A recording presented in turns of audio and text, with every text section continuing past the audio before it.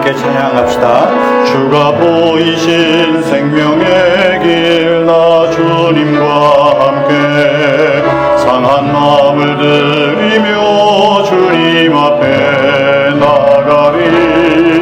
나의 의인이 되신 이름, 그 이름 예수.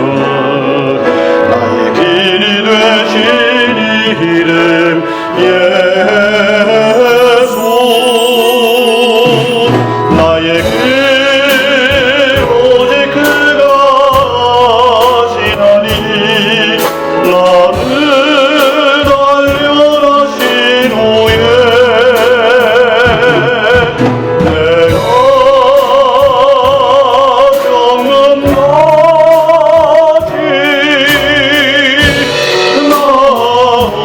나오리라. 나의 길 오직 그가 하시나니. 나의 길 오직 그가 하시나니. 나를 단련하신 후에 내가 정금 나오리.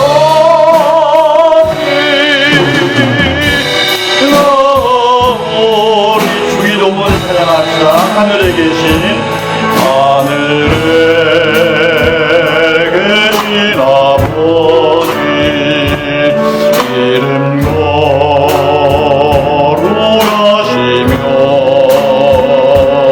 나라가 임하옵시며 주님 뜻을 이루소서. 오늘날 우리를 먹여주시고 우리 죄를 사하시며 우리를 시험에 들게 하시고 악에서 구하소서. 주의 나라와 주님의 권세, 주의 영광 영원히. 주의 나라와 주님의 권세, 주의 영광 영원히. 아멘.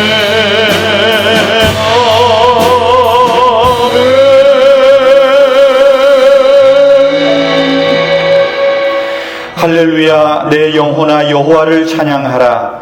나의 생전에 여호와를 찬양하며 나의 평생에 내 하나님을 찬송하리로다.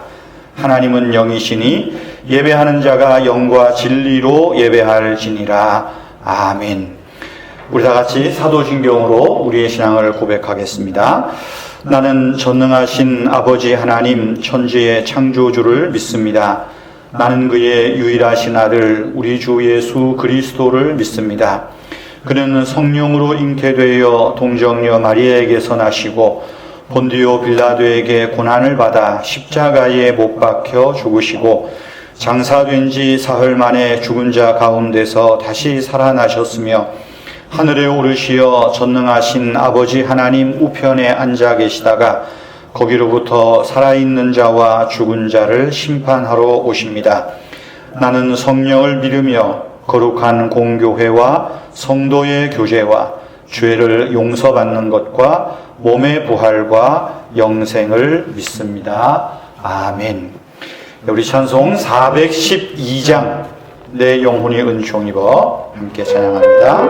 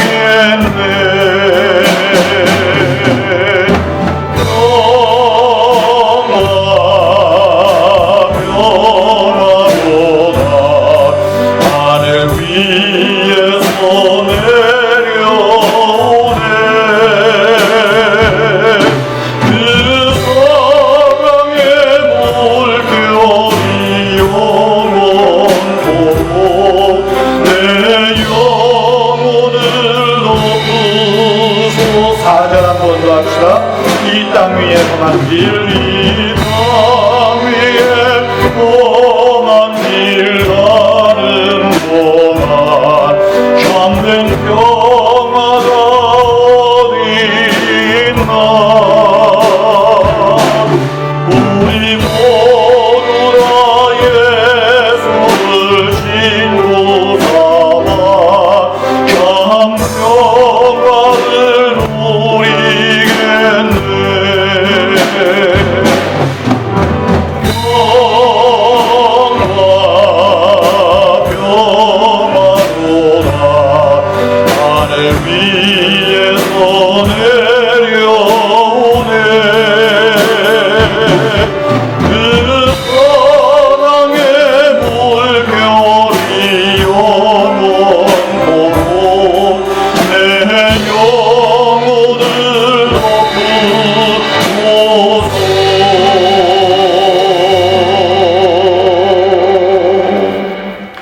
함께 기도하겠습니다.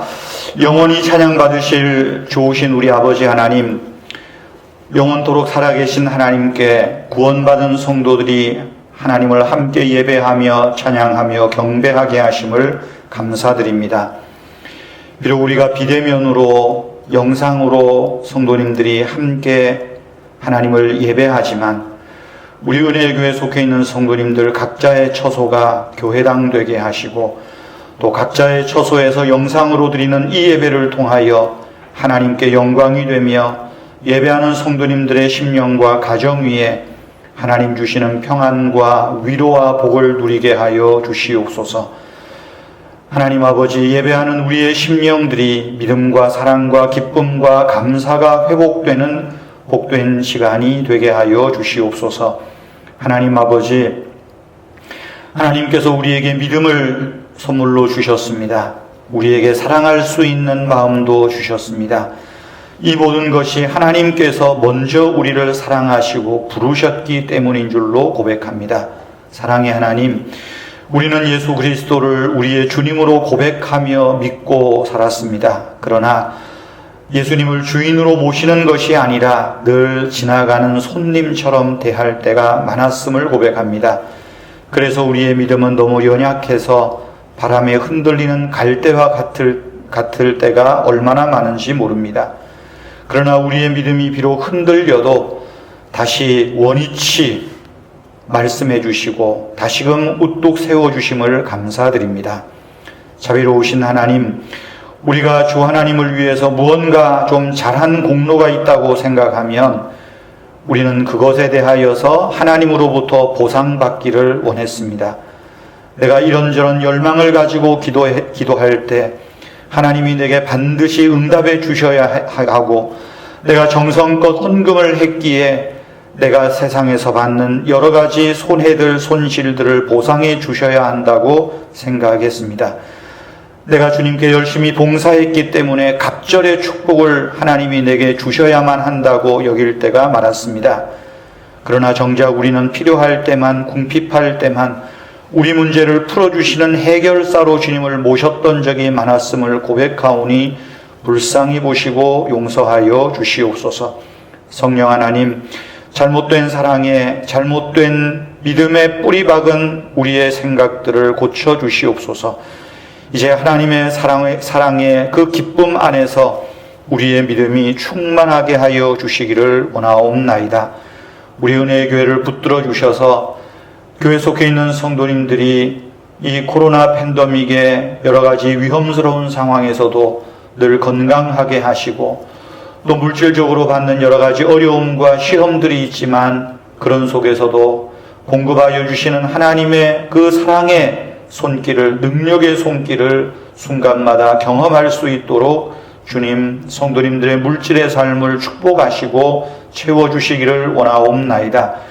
직장에서, 또 사업장에서, 자녀들 또 학교에서 여러 가지 모습으로 주님 섬기는 그 일들을 기쁘게 보시고 하나님, 우리의 발걸음들을 축복하시고 선한 길로 인도하여 주시옵소서. 교회 속에 있는 어린 자녀들로부터 노년에 계신 우리 어르신들까지, 부모님들까지 늘 주 안에서 영혼이 잘 되게 하시고 범사가 잘 되게 하시며 강건한 영혼과 육신으로 하나님을 기쁘시게 하며 사람들을 기쁘게 하는 복된 삶을 살도록 인도하여 주시옵소서. 성도님들의 가정이 늘 주님 주시는 기쁨으로 행복을 누리며 감사하게 하여 주시옵소서. 오늘도 하나님 아버지 종을 통하여서 하나님의 말씀을 증거하게 하시니 감사합니다. 아버지 하나님의 말씀을 전할 때에 이 말씀이 비록 영상으로 듣는 모든 성도님들이 집중하여 들으며 이 가운데 하나님이 우리에게 주시는 복된 말씀을 잘 마음에 새기도록 성령 하나님께서 우리의 마음과 생각과 귀를 다스려 주시옵소서. 오늘 또한 하나님 앞에 예배하면서 우리의 삶을 구별하여 정성껏 봉헌합니다. 각자의 모습으로 드리는 모든 봉헌 예물들을 받으시옵고 또한 하나님 앞에 10의 1조로 감사헌금으로 비전헌금으로 주일헌금으로 또한 이 시간 영상으로 예배하는 시간을 드리는 모든 성도님들의 삶을 축복하여 주시옵소서. 우리와 함께 하시며 위로하시는 주님을 찬양합니다. 감사하오며 예수님의 이름으로 기도하옵나이다. 아멘.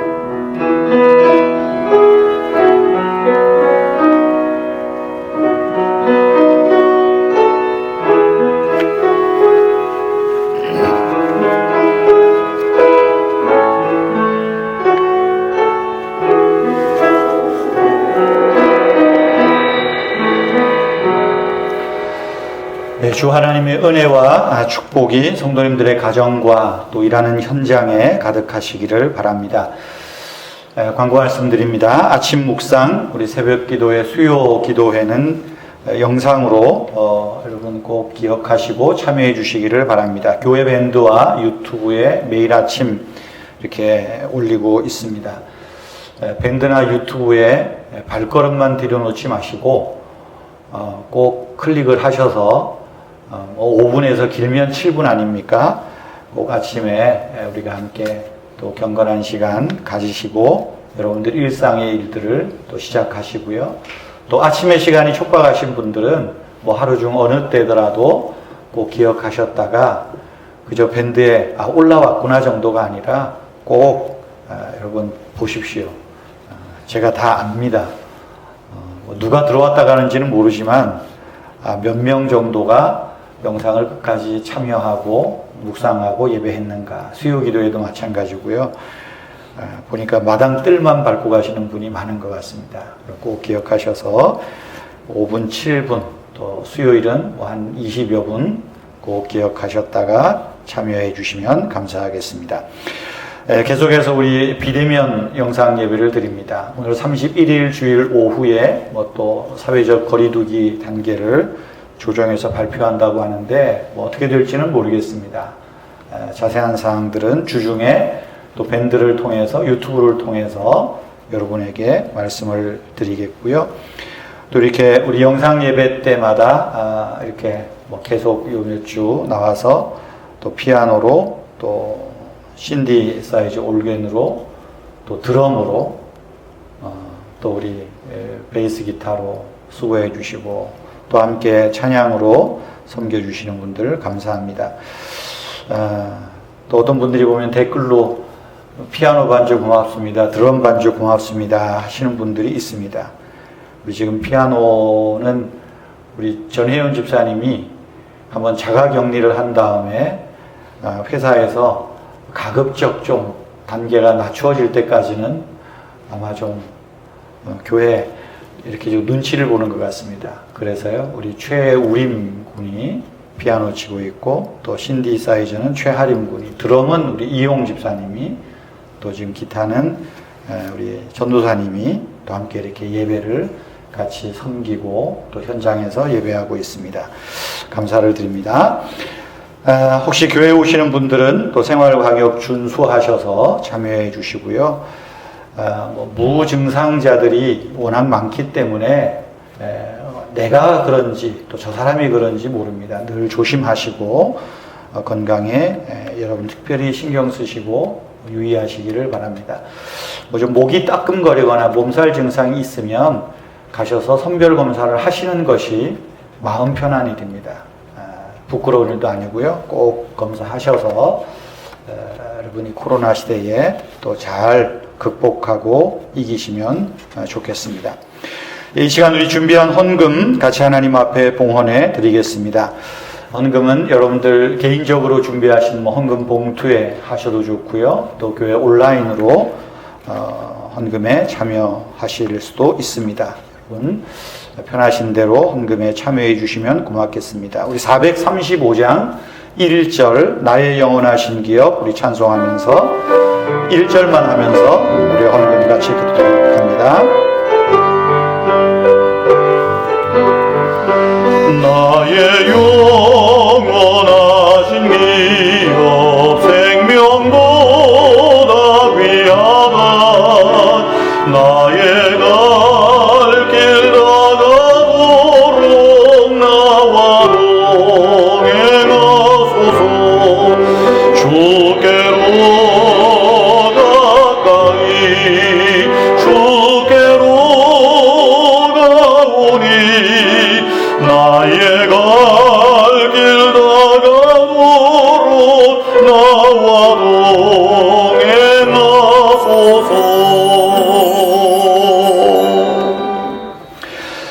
오늘 우리에게 주시는 하나님의 말씀은 고린도후서 2장 12절에서 17절 말씀입니다. 고린도후서 2장 12절에서 17절 말씀. 여러분 앞에 화면들을 보시면서 우리가 하나님 말씀을 함께 다 같이 말씀을 봉독하도록 하겠습니다. 12절에서 17절 다 같이 읽습니다. 내가 그리스도의 복음을 위하여 드로아의 이름에 주 안에서 문이 내게 열렸으되 내가 내 형제 디도를 만나지 못함으로 내 심령이 편하지 못하여 그들을 작별하고 마게도냐로 갔노라. 항상 우리를 그리스도 안에서 이기게 하시고 우리로 말미암아 각 처에서 그리스도를 아는 냄새를 나타내시는 하나님께 감사하노라. 우리는 구원받은 자들에게나 망하는 자들에게나 하나님 앞에서 그리스도의 향기니 이 사람에게는 사망으로부터 사망에 이르는 냄새요 저 사람에게는 생명으로부터 생명에 이르는 냄새라. 누가 이 일을 감당하리요? 우리는 수많은 사람들처럼 하나님의 말씀을 혼잡하게 하지 아니하고 곧 순전함으로 하나님께 받은 것 같이 하나님 앞에서와 그리스도 안에서 말하노라. 아멘. 오늘 설교 제목은 그리스도의 향기라는 제목입니다. 코로 느끼는 것, 즉 후각으로 느끼는 모든 기운을 냄새라고 말합니다. 좋은 냄새를 향기라고 말하죠. 향기, 향내라고 말하고요. 좋지 못한 냄새, 사람을 인상 쓰게 만드는 냄새를 구린내라고 말합니다. 오늘 본문에서 사도 바울은 자기 자신뿐 아니라 우리 그리스도인들을 가리켜서 하나님 앞에서 그리스도의 향기라고 말합니다. 여러분, 우리는 예수라는 이 생명의 향수를 담은 사람입니다. 그런 말이 있죠. 장미꽃을 만진 사람, 장미꽃을 다듬는 사람 손에서는 장미향이 난다라고 말합니다. 그리스도의 생명의 향을 마음과 머리에 담고 사는 우리는 그리스도의 냄새, 그리스도의 향기를 내는 것이 마땅한 일이겠죠. 그것이 사람을 기쁘게 하는 것이요 하나님을 기쁘게 하는 삶입니다. 그런데 이런 우리 그리스도인들이 내는 냄새, 향기가 16절에 보면 어떤 사람에게는 사망의 냄새로 느껴지고 어떤 사람에게는 생명의 냄새를 낸다라고 말합니다.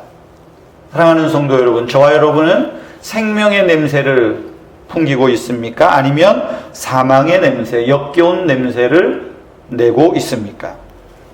우리가 구약에 보면 하나님 앞에 드리는 예배가 있죠. 그것을 제사라고 말합니다. 구약 제사의 특징이 뭡니까? 짐승을 잡아서 제물로 바치는 것입니다.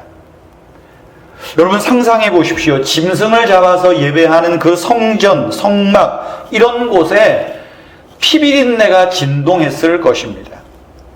피비린내뿐만이 아니라 잡은 짐승을 태워야 하니까 그 타는 냄새까지 섞여서 아마 뭐라 말로 표현할 수 없는 그런 냄새들이 제사하는 곳 제단에는 진동했을 것입니다. 소위 비위가 약한 사람은 아마 제사 드리러 갔다가 나는 그 냄새가 참 고역이었을 거예요. 그럼에도 하나님 앞에 드리는 제사니까 참고 드렸겠지요. 그런데 구약에서는 이런 제사들을, 피비린내나는 제사들, 형용할 수 없는 이런 냄새나는 제사, 희생제사를 계속해서 강조하고 있습니다. 출애굽기, 레위기, 민수기 보세요. 얼마나 많은 제사들이 있습니까? 여러분, 노아가 홍수 이후에 땅에 무트로 제일 먼저 나와서 한 일이 무엇입니까? 하나님 앞에 희생제사를 드린 일입니다. 땅에 나와서 제단을 쌓고 정결한 짐승과 새 중에서 정결한 제물들을 취하여 제단에서 잡아 희생제사를 드린 겁니다.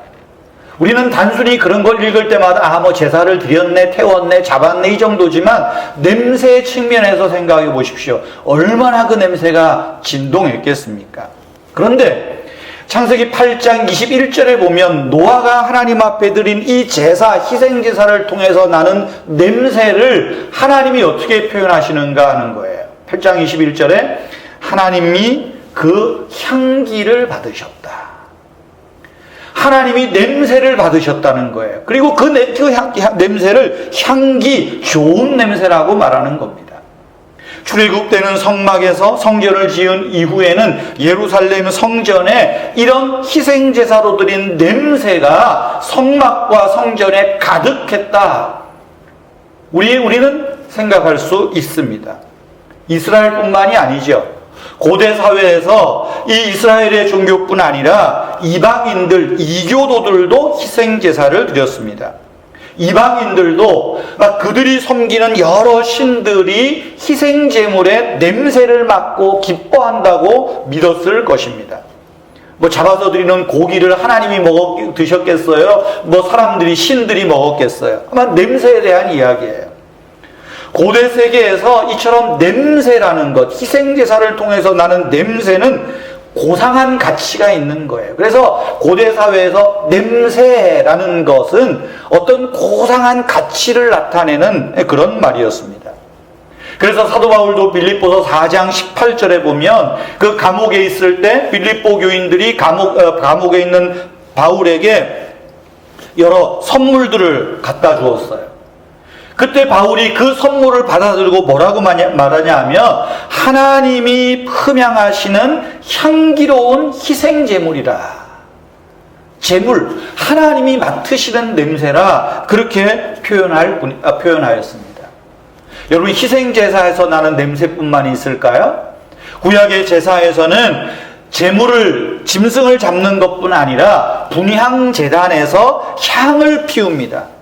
그리고 그 향을 피우면 역시 연기와 향 냄새가 성막 안에, 성전 안에 가득했어요. 지금도 저 유럽의 동방 정교회를 가거나 우리 주변의 성당에 로마 카톨릭 교회를 가면 미사를 시작할 때 이 신부들이, 이 사제들이 향로를 막 이렇게 흔들어요. 그러면 그 제단의 연기가 막 가득하죠. 그런 전통을 이어가는 것 같아요. 왜 그럴까요? 향을 피워서 연기를 내고 향 냄새를 나타내는 것은 지금 하나님의 영이 우리의 예배하는 공간에 임한다. 그런 상상력을 갖게 만드는 하나의 표현이고 행위라. 이렇게 저는 생각하기도 합니다. 오늘 성경 말씀 다시 보세요. 우리는 하나님 앞에 그리스도의 향기라 이야기합니다. 여러분, 우리는 하나님 앞에 그리스도의 향기라는 표현은 저와 여러분이 그리스도를 믿을 뿐만이 아니라 복음을 전하고 예배하는 이런 일체의 행위가 하나님이 맡으시는 냄새, 그리스도를 통하여 하나님이 맡으시는 향기라는 거예요. 그리고 우리가 예배하는 이 시간, 이 모습들을 사람들이 볼 때 하나님이, 저들의 믿는 하나님이 지금 저기에 임재해 있구나, 내려와 있구나 느끼고 알도록, 상상하도록 하는 하나의 표시였다. 그런 의미로 사도 바울이 말하는 거예요. 우리는 그리스도 하나님 앞에서 그리스도의 향기라. 성도 여러분, 지금 우리는 하나님 앞에 그리스도의 향기로 드려지고 있습니까? 어떻습니까? 사람들이 우리가 가정에서 예배를 하든 교회당에서 예배를 하든 우리가 모여서 예배하는 그 모습을 보고 야, 하나님이 저곳에 가득하구나, 뭐 그런 향기를 지금 보여주고 나타내고 있느냐는 말입니다. 그런데 구약 성경에 보면 하나님이 어느 순간 이스라엘이 드리는 수많은 희생 제사를, 그 냄새를 역겨워하고 싫어하셨어요. 이사야서 1장 말씀에 보면 하나님이 이사야를 통해서 말합니다. 너희의 무수한 재물이 내게 무엇이 유익하뇨? 나는 수량의 번제와 살찐 짐승의 기름에 배불렀고 수송아지나 어린 양이나 숫염소의 피를 기뻐하지 아니하노라. 헛된 재물을 가져오지 말라. 내가 견디지 못하겠노라. 역겹다는 거예요. 구린내 난다는 겁니다. 왜 하나님이 이런 표현을 할까요? 이스라엘이 드리는 온갖 희생제사가 껍데기만 남은 겁니다. 알맹이가 없는 거예요. 형식만 남은 거예요. 그러니까 하나님이 받으시는 향기가 아니라 하나님이 역겨워하시는 냄새나는 제사를 드리고 있다. 이제 하지 말라. 내가 견디지 못하겠다. 하나님이 말씀하는 거예요. 왜 그렇습니까? 그들의 제사의 알맹이가 뭔데 어떤 알맹이가 빠져서 그렇겠어요? 미가서 6장에 보면 말하죠. 사람아, 주께서 선한 것이 무엇임을 내게 보이셨나니 여호와께서 내게 구하는 것은 오직 정의를 행하며 인자를 사랑하며, 즉 긍휼히 여기는 것을 내가 애쓰며 사랑하며 겸손하게 내 하나님과 동행하는 것이 아니냐. 희생제사는 드리는데 정의도 사라지고 인자하심, 긍휼함, 자비를 사랑하는 마음도 없고 겸손이 없는 희생제사, 하나님이 구린내 난다, 역겨워하신다 말씀하는 거예요. 지금 우리는 정의를 행하고 긍휼을 베풀고 겸손히 하나님과 동행하는 그런 삶을 가지고 시간이 되면 하나님 앞에 나와 예배 드리는지 우리가 냉정하게 한번 생각해 보아야 될 때입니다. 또한 사도 바울이 고린도후서 2장에서 냄새에 대한 이야기를 하는 또 다른 의도가 있어요.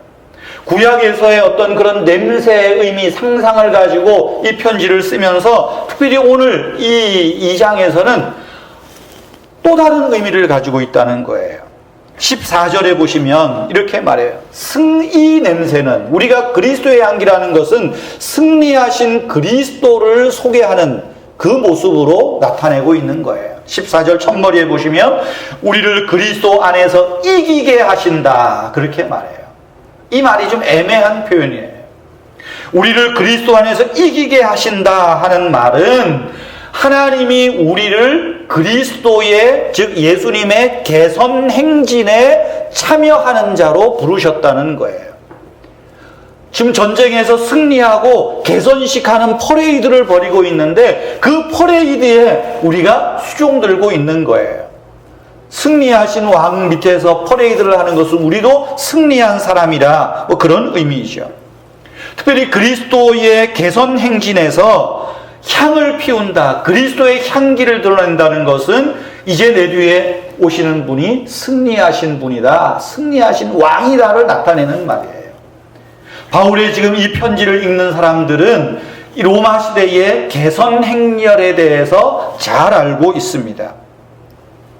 바울 시대에 어떤 그 로마의 이 왕이나 혹은 장군이 정복 전쟁을 나가죠. 그래서 크게 승리를 하고 돌아오면 도시 전체가 승리에 도취되어서 귀향하는 왕과 군대를 열렬하게 환영하고 맞이해 줍니다.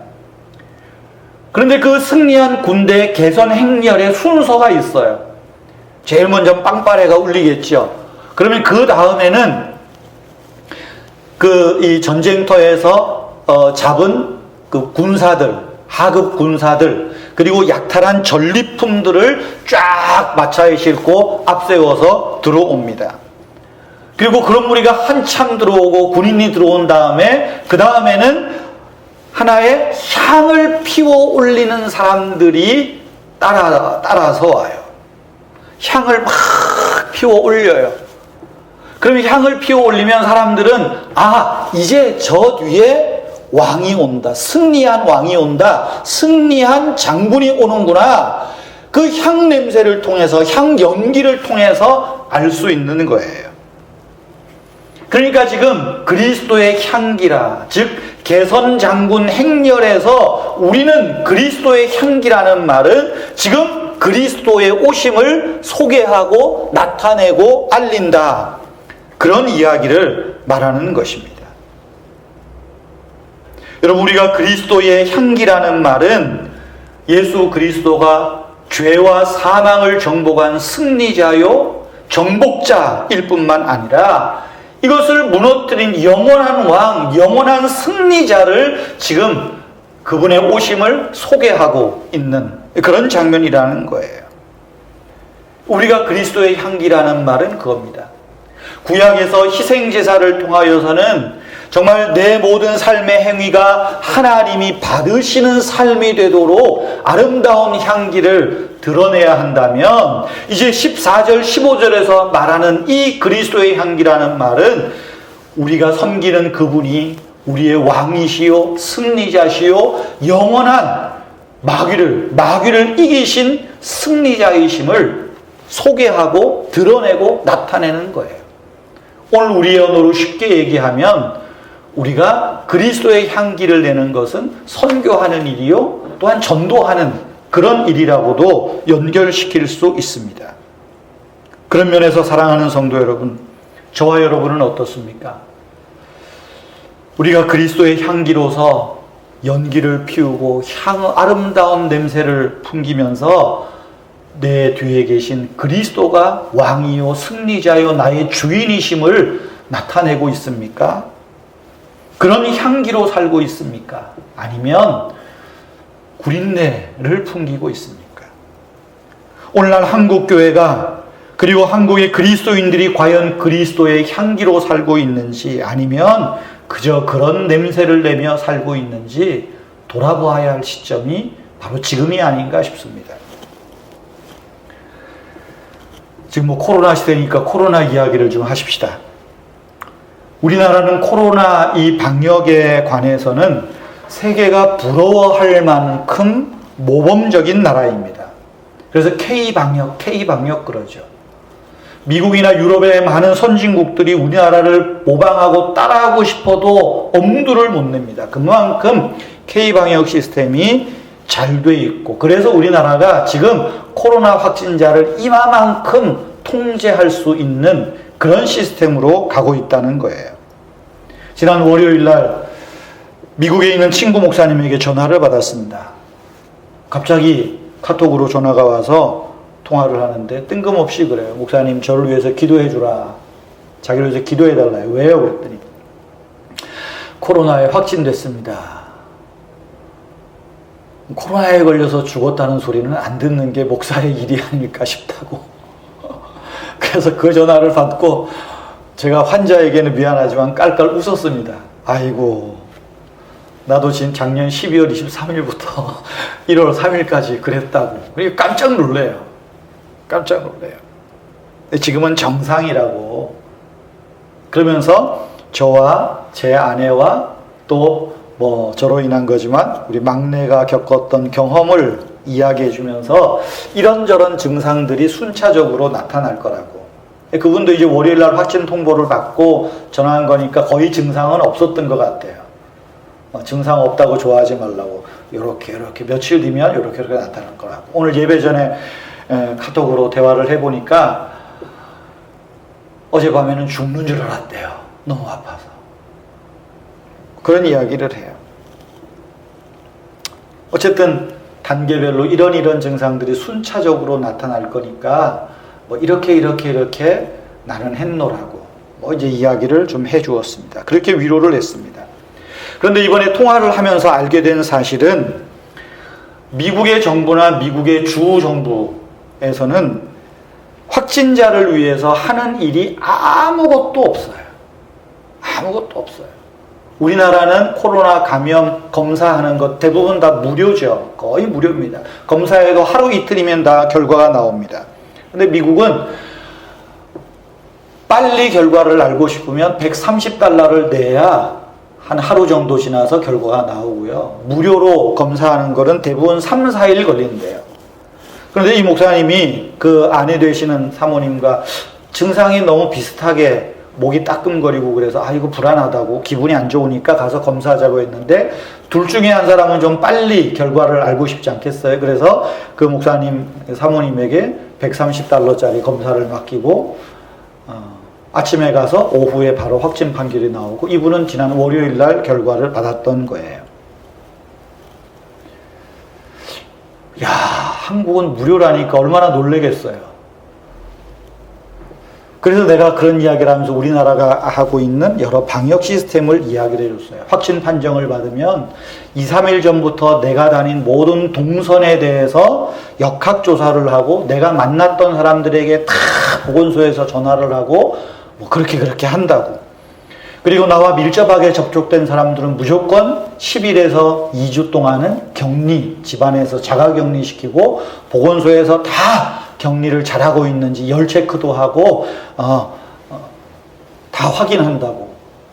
그리고 확진자들은 격리센터에 가서 이렇게 치료를 받고 또 심한 사람들은 특별히 연세 드신 분들은 병원으로 바로 이송이 되고 격리센터에서 좀 증상이 심하게 나타나면 제 아내 같은 경우 병원으로 가서 또 한 2주간 치료받고 그렇게 나왔다. 이런 얘기를 쭉 해주니까 놀래요. 그러면서 염려가 되는지 물어봅니다. 아이고 최 목사, 그러면 이번에 비용이 제법 많이 들었겠네. 그 비용 감당을 어떻게 했어요? 그러더라고요. 그래서 우리는 돈 하나도 안 냈어요. 검사서부터 일체 안 낸다고. 나하고 밀접 접촉한 사람들도 한 2주 일 못하고 격리되어 있으니까 동사무소에 서류 제출하면 아마 몇십만 원 생활비 지원이 나오고 아마 우리도 아직 신청은 안 했는데 우리는 5가족이 다 그렇게 격리됐으니까 아마 5명 기준에서 좀 나올 거라고. 그랬더니 또 깜짝 놀라는 거예요. 어떻게 그러냐고. 이제야 알았대요. 한국이 코로나 확진자가 제일 많이 나와봐야 1,300~1,400명 밖에 될 수 없는 이유를 내 말을 들으니까 이제야 알겠대요. 그러면서 뭐라 그러는 줄 압니까? 코로나에 있어서는 한국이 천국 같대요. 코로나에 관해서는 한국이 천국이고 미국은 지옥 같다고. 미국은 코로나 확진이 돼도 자기가 알아서 한답니다.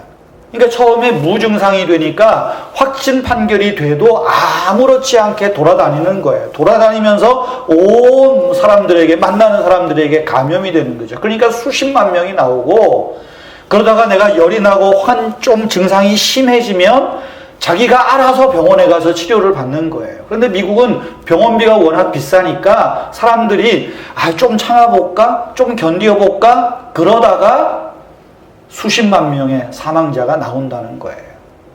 미국의 목사님도 한 10일 전에 자기 노회에 있는 목사님 한 분이 코로나 확진됐다가 일주일 만에 세상을 떠났다고. 그러니까 코로나 확진 판정을 듣고 얼마나 겁이 났겠어요. 근데 전화를 했는데 내가 확진돼서 겪었던 이야기를 하니까 너무 위로가 된다고. 자기도 이거 이길 수 있겠다고. 그래요. 그러면서 이야기를 합니다.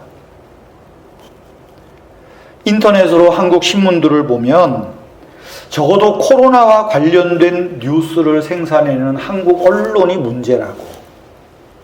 미국이나 유럽과 비교하면 한국은 천국인데 언론에 나오는 거 보면 너무나 K방역이 실패했니 뭐했니 이상한 소리를 내서 자기도 한국도 미국하고 똑같은 줄 알았대요.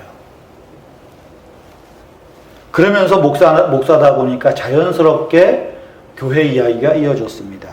그런데 왜 한국 교회와 목사들은 또 그분과 내가 알고 있는 부산의 어느 목사는 그렇게 정부에 협조를 안 하고 그렇게 그런 일들을 하느냐고. 왜 그러냐고 그 얘기를 해요. 안타까운 일입니다.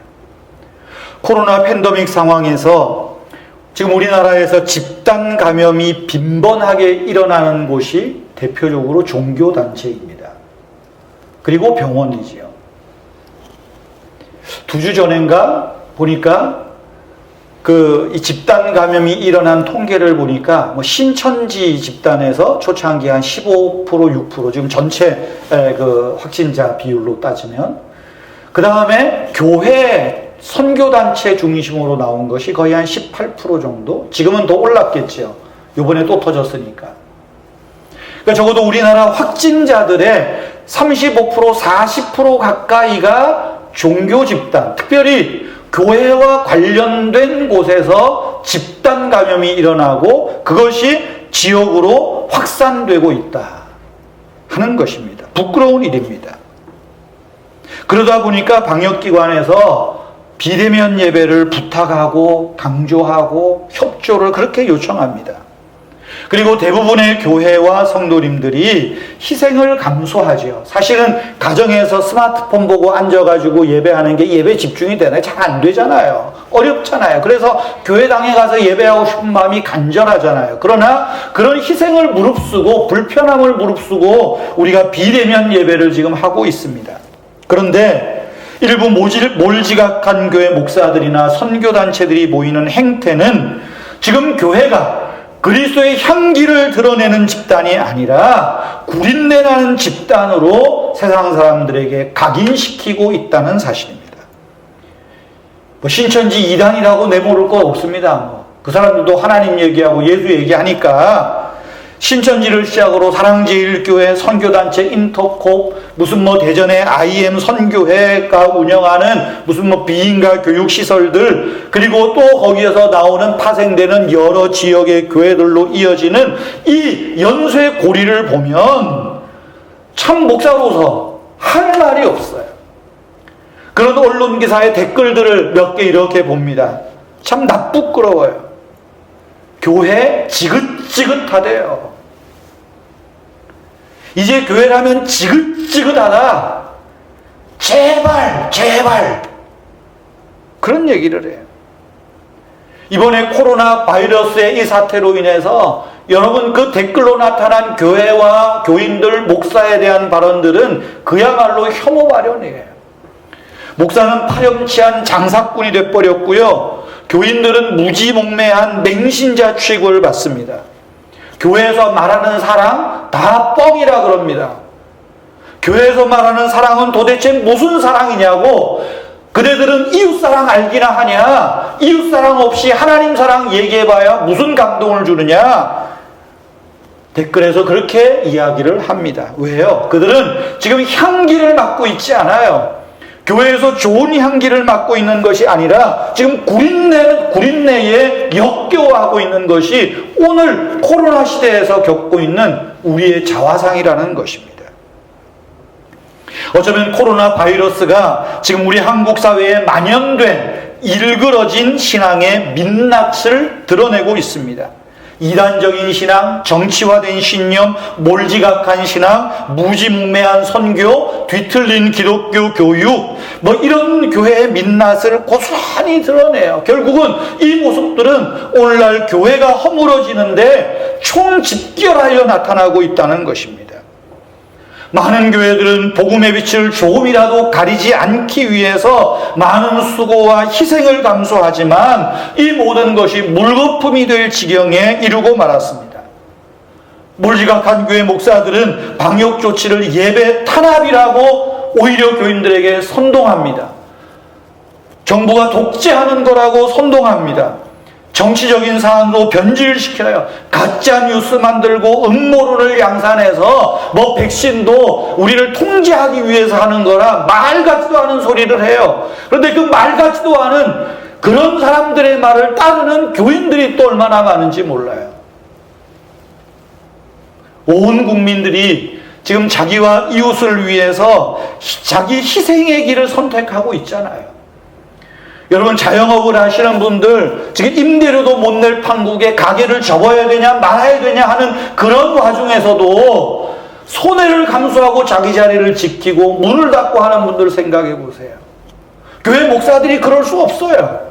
교인들이 그럴 수 없다는 이야기입니다. 모이는 예배의 중요성을 앞세워서 저항하는 행위들은 신앙의 본질과 집단적인 자기 중심성을 분별하지 못하는 행위입니다.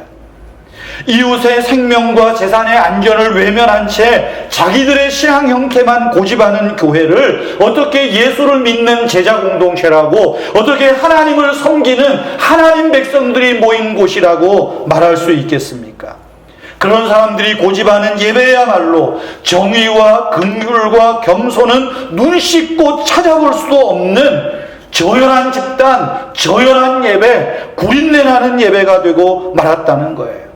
하나님이 그들이 드리는 그런 예배를 뭐라고 말해요? 내가 역겹다는 거예요. 이제 내게로 가져오지 말라 말씀하는 것 아니겠습니까? 왜 이런 일이 일어납니까? 우리가 그리스도의 향기로서 정말 하나님이 받은 심직한 그 냄새, 정의와 긍휼과 겸손이 결여된 예배가 오늘 우리 사회를, 한국교회를 판치고 있기 때문이에요. 아주 오래전에, 500여 년 전에 종교개혁자 칼빈, 요즘은 깔뱅이라고 프랑스 말로 말합니다. 깔뱅이 이런 말을 했어요. 복음의 주적이 누구냐? 복음의 주된 적이 누구냐? 복음의 주적은 교황도 아니고 이단도 아니고 독재자도 아니고 폭군도 아니라 나쁜 그리스도인이다. 복음을 가로막는 가장 큰 주적은 나쁜 교인, 나쁜 목사, 나쁜 그리스도인이라 그렇게 말했어요. 여러분, 우리는 나쁜 그리스도인을 따라가면 안 됩니다. 제발 착한 그리스도인이 되기를 힘써야 됩니다. 여러분, 나쁜 목사 따라가면 안 됩니다. 희생과 사랑과 겸손의 향기를 풍기는, 그리스도의 향기를 내는 그런 착한 그리스도인, 선한 그리스도인들과 함께 하여야 됩니다. 복음을 방해하는 내부의 적은, 내부의 적, 그들을 경계해야 되는 거예요. 오히려 우리는 승리에 주로 오시는 그리스도의 개선 행진에서 그리스도가 오심을 나타내는 그리스도의 향기, 승리의 향기를 피워야 될 그런 존재들이라는 것입니다. 우리가 코로나 팬데믹으로 인해서 지금 벌써 겨울 들어서도 근 2달을 교회당에서 예배드리지 못하고 있습니다. 교회에서 아무리 해도 코로나 확진자 안 생기는데 우리 교회는 왜 그래? 제가 확진되었다 그랬을 때 주변에 많은 사람들이, 목사님들이 뭐라 그러는 줄 아세요? 교회는 어떻게 됐어? 우리는 비대면으로 해서 다행이라고. 천만다행이죠. 천만다행이죠. 만약에 우리가 교회 예배를 탄압하는 종교 탄압행위라고 내가 그래서 만약에 예배를 했다고 생각해 보세요. 얼마나 끔찍한 일이 벌어졌겠어요. 그러나 우리가 희생하는 것, 지금의 우리가 비대면 예배하는 것, 이웃 사랑이에요. 이웃 섬김이에요. 불신자들을 섬기는 것 아니겠습니까? 코로나 팬데믹을 극복하는 과정과 코로나 팬데믹 이후에 세상은 우리 교회를 어떻게 기억하겠습니까? 저는 그게 끔찍해요. 코로나 이후의 교회가 더 걱정이 돼요. 세상 사람들에게 외면당한 채 섬처럼 떠도는 교회, 성도, 선교적 사명을 감당하겠습니까? 전도적 사명을 감당하겠습니까? 세상의 빛과 소금의 역할을 어떻게 감당할 수 있겠어요? 예수님 말씀하시잖아요. 너희 빛을 사람 앞에 비추어 세상 사람들이 너희로 인하여 너희의 선한 행실을 보고 하나님께 영광을 돌리게 하라고. 오늘 말씀대로 하면 향기를 통해서 사람들에게 기쁨을 주라는 것 아니겠습니까? 사랑하는 성도 여러분, 지금이야말로 우리는 그리스도의 향기로 살아야 될 때입니다. 희생과 사랑과 헌신을 나타내야 할 때입니다. 이것이 고린도후서 1장에서 말한 내가 하나님께 받는 위로로 환난 중에 있는 자들을 위로하는 삶이죠. 내가 하나님의 사랑과 기쁨을 받은 자로서 이웃의 기쁨을 돕는 자로 서는 그 모습 아니겠습니까? 그것이 향기를 내는 거예요. 구역질 나는 냄새가 아니라 향기를 내는 것. 오늘 이 코로나 시대에 우리에게 말씀해 주시는 하나님의 요구요, 하나님의 음성이 아닐까 싶습니다. 오늘 17절 말씀에도 말해요. 우리는 수많은 사람들처럼 하나님의 말씀을 혼잡하게 하지 아니하고 순전하게 하나님 앞에서와 그리스도 안에서 말하느니라. 오늘 설교가 무슨 정치 논평이 돼버리고 그걸 통해서 정부를 공격하고 무슨 종교 탄압 이야기를 하고 백신을 맞으면 무슨 마이크로소프트사의 무슨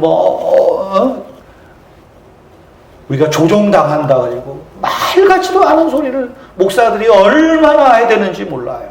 여러분 제발 그런 소리 귀 기울이지 마세요. 들어야 할 걸 들어야 되고요. 마음에 새겨야 할 걸 새겨야 되는 거예요. 오늘 우리에게 주시는 말씀 다시 한번 기억하십시다. 우리로 말미암아 각 처에서 그리스도를 아는 냄새를 나타내시는 하나님. 우리는 구원받은 자들에게나 망하는 자들에게나 하나님 앞에서 그리스도의 향기라. 그리스도의 향기라. 저와 여러분을 통해서 예수님의 향기, 복음의 향기, 사랑의 향기, 정의의 향기, 긍휼의 향기를 나타내는 복된 삶이 되도록 또 이 한 주간도 그런 향기를 나타내는 그런 삶이 되기를 주님의 이름으로 축원합니다. 우리 함께 찬송하겠습니다. 435장 2절 3절 찬송하겠습니다.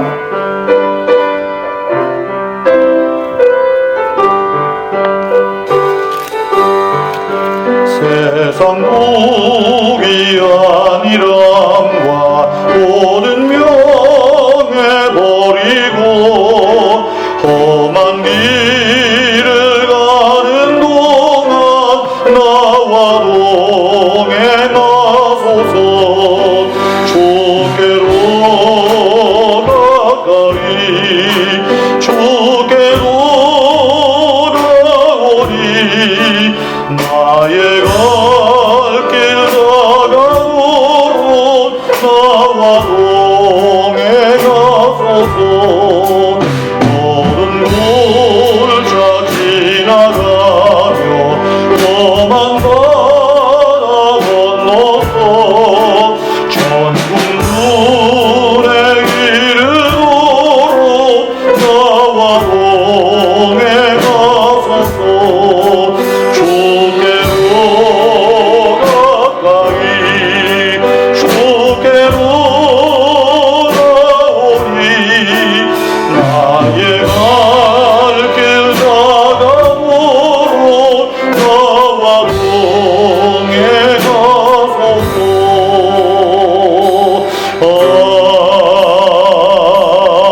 아멘. 주 예수 그리스도의 은혜와 하나님 아버지의 크신 사랑과 성령님의 위로하시며 교통하심이 오늘도 주님 말씀 따라서 우리가 그리스도의 향기로 하나님 앞에 우리의 삶으로 하나님 앞에 아름다운 냄새를 나타내며 또한 우리가 오시는 그리스도 예수, 승리하신 그리스도를 드러내는 그리스도의 향기로 살기 원하는 사랑하는 성도님들과 가정과 주의 몸된 교회 위에 항상 함께 있을지어다. 아멘.